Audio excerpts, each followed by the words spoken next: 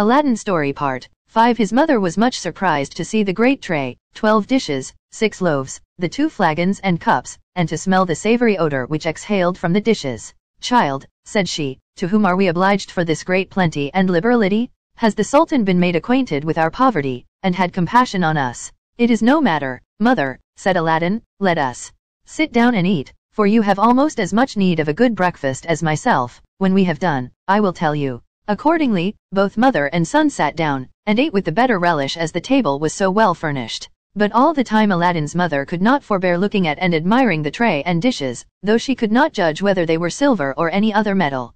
And the novelty more than the value attracted her attention. The mother and son sat at breakfast till it was dinner time, and then they thought it would be best to put the 2 meals together, yet after this they found they should have enough left for supper, and 2 meals for the next day. When Aladdin's mother had taken away and set by what was left, she went and sat down by her son on the sofa, saying, "I expect now that you should satisfy my impatience, and tell me exactly what passed between the genie and you while I was in a swoon," which he readily complied with. She was in as great amazement at what her son told her as at the appearance of the genie, and said to him, "But, son, what have we to do with genies? I never heard that any of my acquaintance had ever seen one. How came that vile genie to address himself to me, and not to you, to whom he had appeared before in the cave?" "Mother," answered Aladdin, "the genie you saw is not the one who appeared to me. If you remember, he that I first saw called himself the slave of the ring on my finger, and this you saw called himself the slave of the lamp you had in your hand, but I believe you did not hear him, for I think you fainted as soon as he began to speak." "What," cried the mother, "was your lamp, then, the occasion of that cursed genie's addressing himself rather to me than to you? Ah, my son, take it out of my sight, and put it where you please. I had rather you would sell it than run the hazard of being frightened to death again by touching it, and if you would take my advice you would part also with the ring, and not have anything to do with genies, who, as our prophet has told us, are only devils." "With your leave, mother," replied Aladdin, "I shall now take care how I sell a lamp which may be so serviceable both to you and me. That false and wicked magician would not have undertaken so long a journey to secure this wonderful lamp if he had not known its value to exceed that of gold and silver. And since we have honestly come by it, let us make a profitable use of it, without making any great show, and exciting the envy and jealousy of our neighbors. However, since the genies frighten you so much I will take it out of your sight, and put it where I may find it when I want it. The ring I cannot resolve to part with, for without that you had never seen me again, and though I am alive now, perhaps, if it were gone, I might not be so some moments hence, therefore, I hope you will give me leave to keep it, and to wear it always on my finger." Aladdin's mother replied that he might do what he pleased. For her part she would have nothing to do with genies, and never say anything more about them. By the next night they had eaten all the provisions the genie had brought, and the next day, Aladdin, who could not bear the thought of hunger, putting one of the silver dishes under his vest, went out early to sell it, and addressing himself to a Jew whom he met in the streets, took him aside, and pulling out the plate, asked him if he would buy it. The cunning Jew took the dish, examined it, and as soon as he found that it was good silver asked Aladdin at how much he valued it. Aladdin, who had never been used to such traffic, told him he would trust to his judgment and honor. The Jew was somewhat confounded at this plain dealing, and doubting whether Aladdin understood the material or the full value of what he offered to sell, took a piece of gold out of his purse and gave it him, though it was but the 60th part of the worth of the plate. Aladdin, taking the money very eagerly, retired with so much haste that the Jew, not content with the exorbitancy of his profit, was vexed he had not penetrated into his ignorance, and was going to run after him, to endeavor to get some change out of the piece of gold, but he ran so fast, and had got so far, that it would have been impossible for him to overtake him. Before Aladdin went home he called at a baker's, bought some cakes of bread, changed his money, and on his return gave the rest to his mother, who went and purchased provisions enough to last them some time. After this manner they lived, till Aladdin had sold the 12 dishes singly, as necessity pressed, to the Jew, for the same money, who, after the first time, durst not offer him less for fear of losing so good a bargain. When he had sold the last dish, he had recourse to the tray, which weighed 10 times as much as the dishes, and would have carried it to his old purchaser, but that it was too large and cumbersome, therefore he was obliged to bring him home with him to his mother's, where, after the Jew had examined the weight of the tray, he laid down 10 pieces of gold, with which Aladdin was very well satisfied. When all the money was spent, Aladdin had recourse again to the lamp. He took it in his hand, looked for that part where his mother had rubbed it with the sand, rubbed it also, when the genie immediately appeared, and said, "What wouldst thou have? I am ready to obey thee as thy slave, and the slave of all those who have that lamp in their hands, I and the other slaves of the lamp."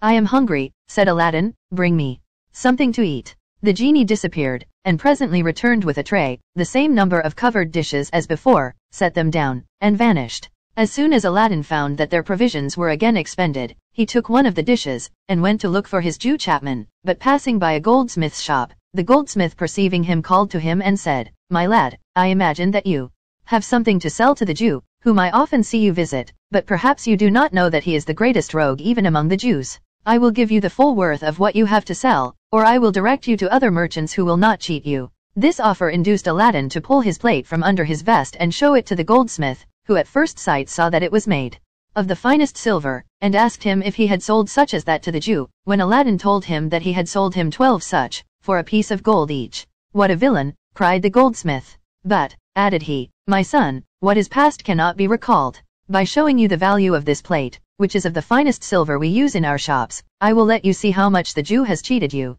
The goldsmith took a pair of scales, weighed the dish, and assured him that his plate would fetch by weight 60 pieces of gold, which he offered to pay down immediately. Aladdin thanked him for his fair dealing, and never after went to any other person. Though Aladdin and his mother had an inexhaustible treasure in their lamp, and might have had whatever they wished for, yet they lived with the same frugality as before, and it may easily be supposed that the money for which Aladdin had sold the dishes and tray was sufficient to maintain them some time. During this interval, Aladdin frequented the shops of the principal merchants, where they sold cloth of gold and silver, linens, silk stuffs, and jewelry, and oftentimes joining in their conversation, acquired a knowledge of the world and a desire to improve himself. By his acquaintance among the jewelers he came to know that the fruits which he had gathered when he took the lamp were, instead of colored glass, stones of inestimable value, but he had the prudence not to mention this to anyone, not even to his mother. One day as Aladdin was walking about the town he heard an order proclaimed commanding the people to shut up their shops and houses, and keep within doors while the Princess Budr al-Budr, the Sultan's daughter, went to the bath and returned. This proclamation inspired Aladdin with an eager desire to see the princess's face, which he determined to gratify by placing himself behind the door of the bath, so that he could not fail to see her face. Aladdin had not long concealed himself before the princess came. She was attended by a great crowd of ladies, slaves, and mutes, who walked on each side and behind her. When she came within 3 or 4 paces of the door of the bath, she took off her veil, and gave Aladdin an opportunity of a full view of her face. The princess was a noted beauty. Her eyes were large, lively, and sparkling, her smile bewitching, her nose faultless, her mouth small, her lips vermilion. It is not therefore surprising that Aladdin, who had never before seen such a blaze of charms, was dazzled and enchanted. After the princess had passed by, and entered the bath, Aladdin quitted his hiding place and went home. His mother perceived him to be more thoughtful and melancholy than usual, and asked what had happened to make him so, or if he was ill. He then told his mother all his adventure, and concluded by declaring, "I love the princess more than I can express, and am resolved that I will ask her in marriage of the Sultan." Aladdin's mother listened with surprise to what her son told her, but when he talked of asking the princess in marriage, she laughed aloud. "Alas, child," said she, "what are you thinking of? You must be mad to talk thus." "I assure you, mother," replied Aladdin, "that I am not mad, but in my right senses. I foresaw that you would reproach me with folly and extravagance, but I must tell you once more that I am resolved to demand the princess of the Sultan in marriage, nor do I despair of success. I have the slaves of the lamp and of the ring to help me, and you know how powerful their aid is. And I have another secret to tell you. Those pieces of glass, which I got from the trees in the garden of the subterranean palace, are jewels of inestimable value, and fit for the greatest monarchs. All the precious stones the jewelers have in Baghdad are not to be compared to mine for size or beauty, and I am sure that the offer of them will secure the favor of the Sultan. You have a large porcelain dish fit to hold them. Fetch it, and let us see how they will look when we have